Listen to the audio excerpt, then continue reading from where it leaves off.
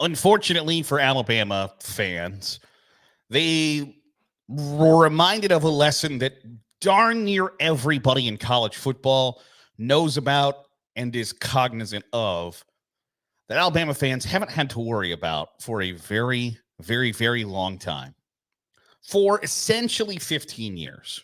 You can go through the first year or two of the Nick Saban era at Alabama. Alabama didn't have to worry about letdowns.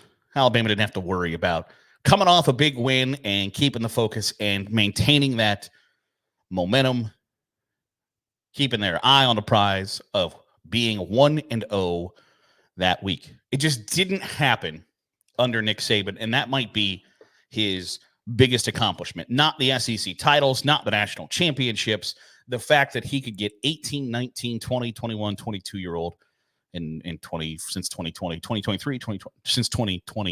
23-year-olds, 24-year-olds, 25-year-olds, to keep their eye on the prize, not look forward to anything other than winning their game that week. That is an impressive feat for a college football coach because it continually happens year after year after year. The teams that have better talent, better facilities, better programs, better boosters, better everything, lose to teams that are outmanned and outgunned and were big underdog coming into the game. And Alabama fans were reminded today, or I guess yesterday, that you can lose to anybody at any time if you don't show up focused, prepared, etc. If you don't execute, you are going to lose on any given Saturday. And losing to Vanderbilt is exhibit A of that. Alabama has significantly better players, better coaches, better facilities, better boosters, better everything than Vanderbilt outside of academics. Alabama's got better recruiting advantages. Alabama's got everything. And Vanderbilt's got some nice things. Don't make any mistake about it. I saw people saying that, like, this is a bigger upset than Northern Illinois beating Notre Dame. No, it's not. But that's another discussion for another day. Vanderbilt has no business beating Alabama, and yet the goalposts from the Commodore Stadium were thrust into the Cumberland River, which is a nice touch. But it is something that you can lose sight of when it doesn't happen to you over the course of, 15 years. There are kids in Alabama who are preparing to get their driver's licenses who had never really recognized that, you don't just walk off the bus and beat the tar out of your opponent every Saturday? Well, no, that's generally not how it goes. And yes, Nick Saban had losses. They lost to Ole Miss. They lost to Texas A&M. But none of them, outside of like Louisiana Monroe his first year, when the cupboard that Kalen DeBoer got was not nearly as empty as what Nick Saban got. But again, different discussion. Nick Saban didn't have those letdowns. Nick Saban didn't have hey, we beat somebody last week and now we're going to lose to effing Vanderbilt this week. And that is a sobering reminder to Alabama fans that have not had to deal with this for a very long time. Believe me, you are lucky. You should be singing Saban's praises today because just watching montage videos with the Sarah McLachlan, I will remember you. I can usually sing, but the throat, as you know, been bad recently. Will you remember me? Because you didn't have to deal with this with Nick Saban. And this is not an indictment on Kalen DeBoer at all. I am on the record. Very good football coach. Will win national championships at Alabama. Hell, it might be this year. You can afford to lose to Vanderbilt and still be all right. And there are those who think that that's not okay. I will fight that till the end of time. But this is a reminder that this is what happens to basically every other program in America that you haven't had to deal with for 15 years. Now, is it one of those reminders that hurts?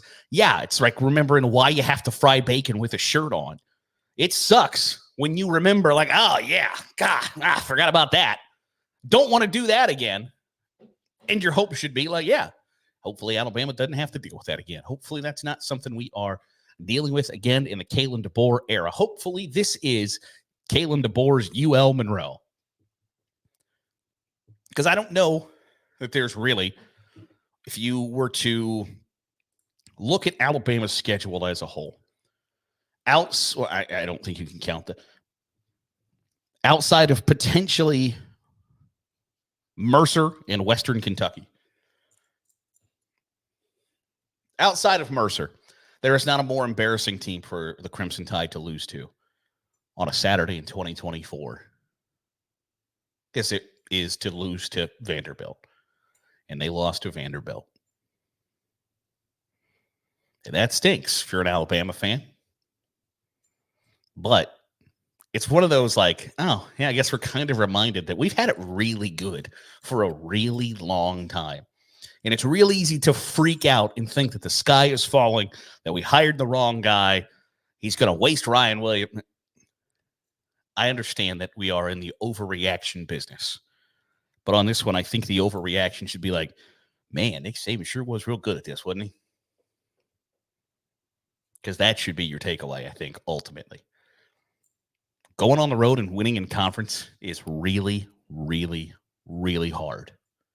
And Alabama made it look really, really, really easy for a really, really long time. And now it's not going to be so easy, which makes it fun for like everybody else but those who don't give a piss about nothing but the Tide.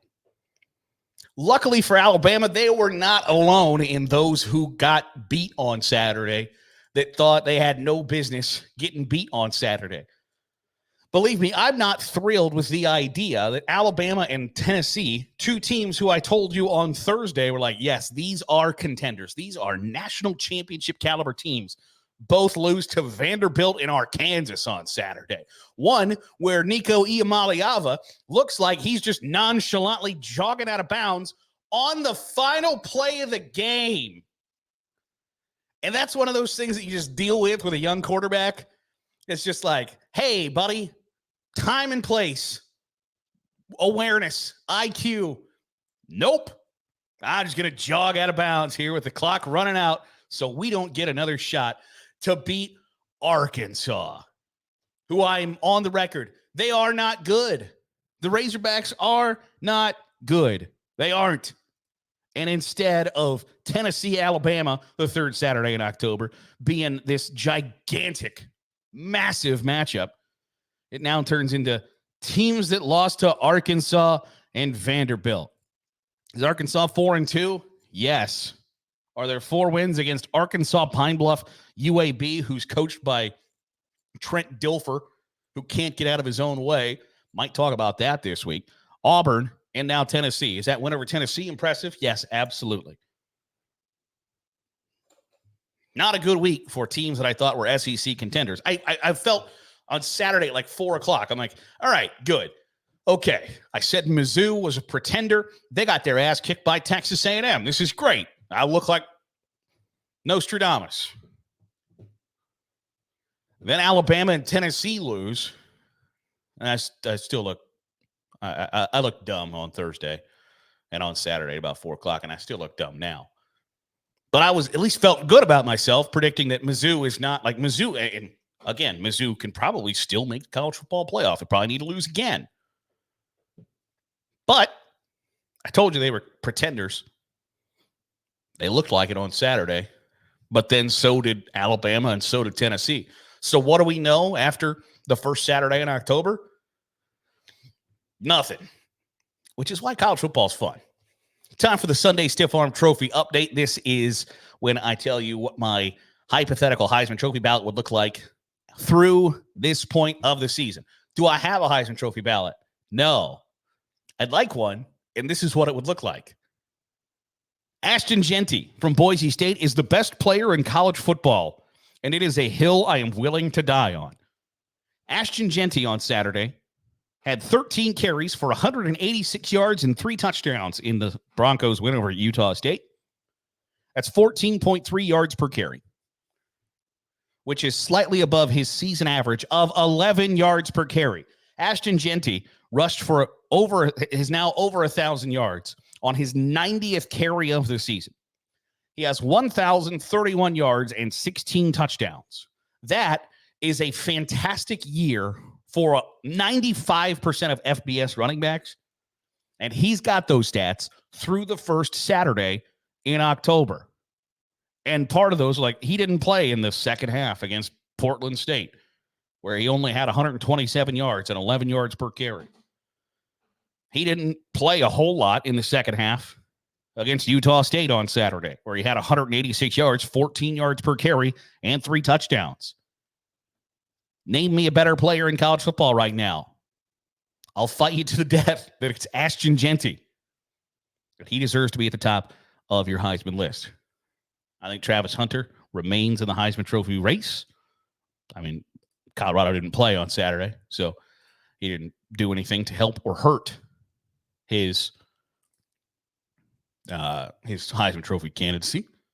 And Jalen Milroe, I dropped from number 2 to number 3. Alabama didn't lose because Jalen Milroe threw for 310 yards on Saturday. Had a touchdown, also threw an interception. Had a rushing touchdown again. Jalen Milroe still very, very, very impressive. He's got 11-2 touchdown to interception ratio. He's throwing for 200 or 300 yards per game. Is rushing for gobs and gobs and gobs and gobs and gobs of yards. Has 9 rushing touchdowns to go with 11 passing touchdowns. I don't think Alabama lost on Saturday because of Jalen Milroe, and I think he's still been one of the best players in college football. So that'll do it for today's episode of the Daily Huddle. Appreciate you making us a part of your day, however it is, wherever it is you're doing so. I want to hear from you in the comments below. Think I'm stupid about my Alabama take? Would love to hear from you. Tennessee fans, please be kind to me and each other in the comments. But I'd love to hear from you.